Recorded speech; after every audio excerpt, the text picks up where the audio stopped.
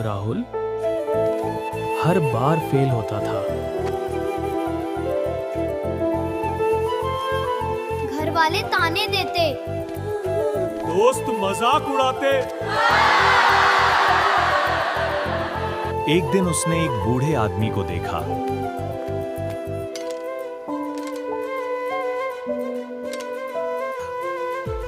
ये नहीं चलेगी।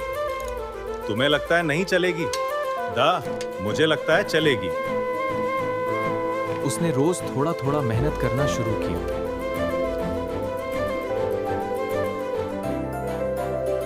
इस बार वो पास हो गया।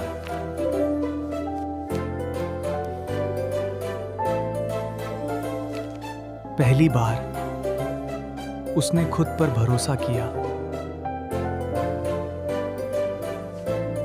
अगर तुम खुद पर भरोसा नहीं करोगे, कोई नहीं करेगा।